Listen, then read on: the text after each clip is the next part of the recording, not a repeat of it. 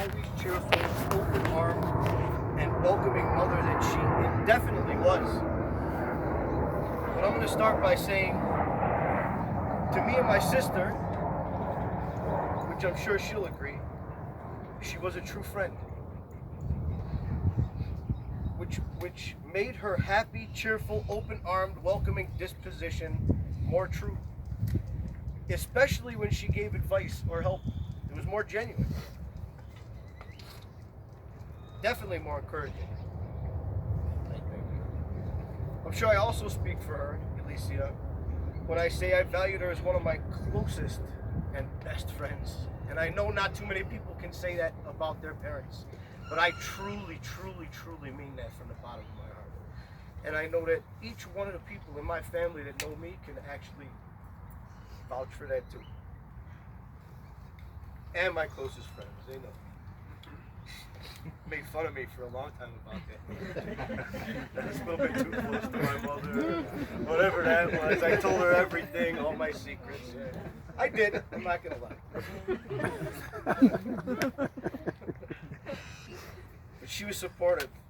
She was in that, like she was happy when you succeeded, or she was uplifting when you would fail. She was to the point though. She was fucking unfiltered. Sorry to swear, everybody. I didn't mean to swear, but that's how she was. She was unfiltered, unadulterated. In other words, she knew how to get to the point. You know? Yeah, I know about that. Yeah, I'm sure. She was very talented at that, right? I'm going to interrupt you a second. Please. Go. I think everybody who knows her should say a little bit about what they remember about her. I agree. When my daughter married this guy, me and her put the gloves on. True. We had war, but let me tell you what I would do. Then I would go in her house, I'd walk in the house and I'd sit down and I'd say, you got any cake? Day of the trouble. You got any cake? She didn't know how to take that at first. And then she figured, oh, that's how he is? All right, I'm going to show him who I really am. And that was it. And they were always at each other's necks. That's how it was. That was their relationship. But meaning, getting back to the unadulterated, unfiltered part, she rolled that into being my mother, right? Which, you know, it was embarrassing, but it proved very successful for her, right? From time to time, it was embarrassing. I don't know, I liked it. I enjoyed seeing other people embarrassed. I don't know, it made me laugh, you know? It showed me who she was, you know, and how she worked the room, right? But she wasn't definitely our mother first, through and through. She loved that job, and that showed greatly. That's where I think she shined the most, at least through my eyes. I know that everyone who knew her, she was always happy, comforting, and full of life. I'm standing here today to confirm to all of you, because I lived it, she was that person every day. Every day. I don't know how she did it. I don't know how she was that happy. Consistently happy. Even if you were down and out, she would somehow turn it around. She would come. How about this? Last time we stayed there, Chanel, tell me if you remember this. We were moving from house to house or whatever it was. We were between houses. We ended up staying there. She would wake us up in the morning. She'd put the music on full blast. And she'd come in the room dancing and singing, doing crazy things, poking you, just making you stupid little things just to break your spirit. And if she'd see that you were mad, forget about it. Yeah, she'd work on you until you broke. That was it.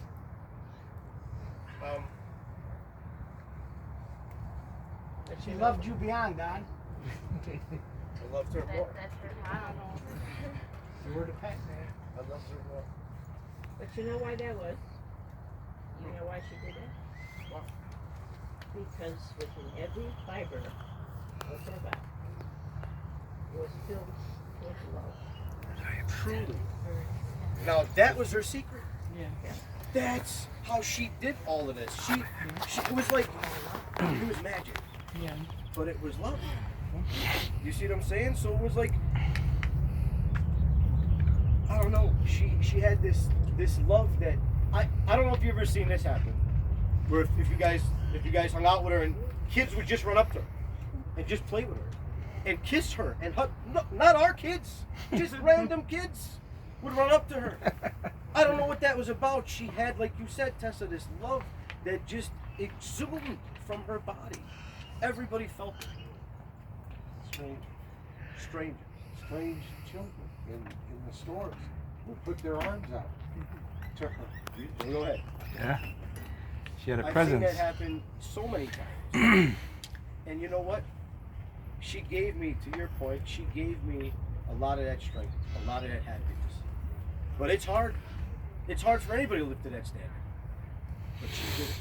I think, Renee and I were talking, I think that when God made her, he broke the mold afterwards. He said, this is the ideal, perfect wife and mother. She loved to be a wife, she loved to be a mother, more than anything that I've ever witnessed in my entire life. You know, at the end of Benjamin Button, whoever's seen Benjamin Button? When they're all, it's the slideshows, oh, there's a sailor, there's this, and there's a mother. That's my mother. Yeah.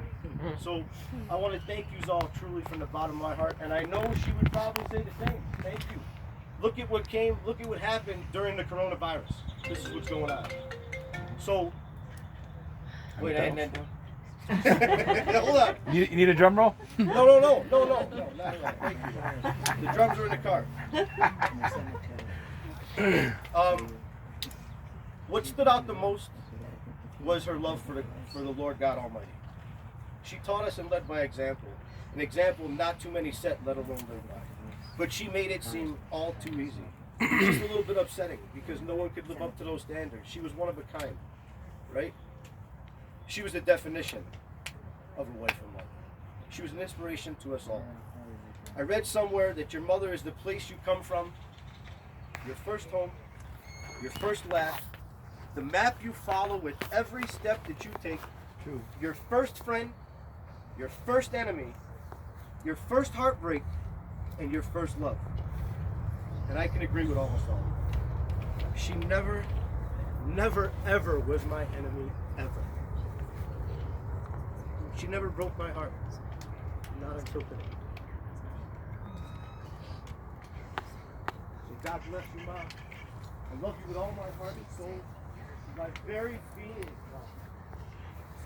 Go in peace, be with the Lord. I know Jesus walked through with open arms, with that big smile that you explained that you wanted to draw on his face, welcoming you, as the Father said, with open arms to his buffet table. And one day, I know that you'll be waiting for all of us with Jesus when we're called home. So, if you would, guys, I'd just like to, Father, maybe close in prayer.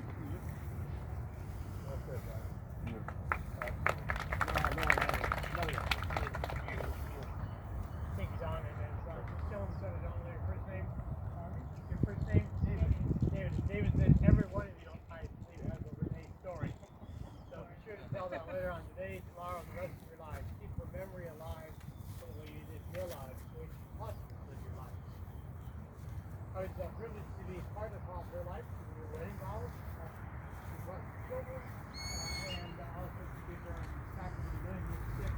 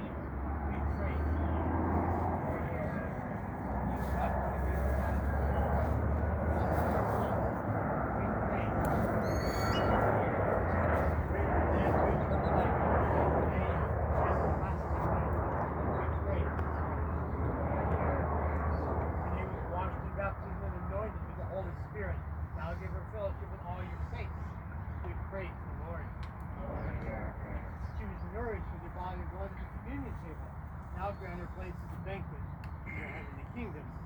We pray to the Lord. Comfort us in our sorrow at the death of Renee, and our faith be our consolation, and eternal life our hope. We pray to the Lord. very words that our Lord has given us. Our Father, who art in heaven, hallowed be thy name. Thy kingdom come, thy will be done, on earth as it is in heaven.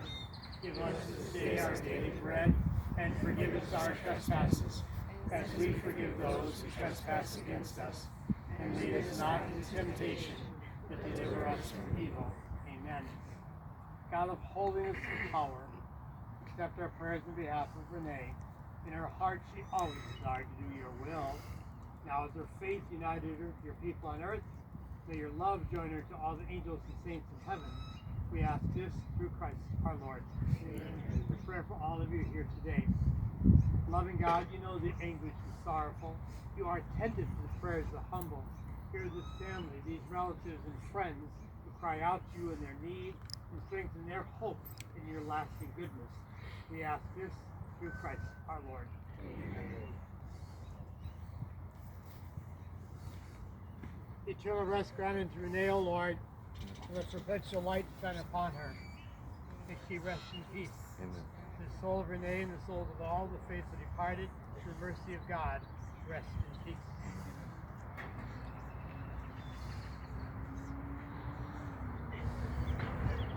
And may the peace of God, which is beyond all understanding, keep your hearts and minds in knowledge and love of God and of His Son, our Lord Jesus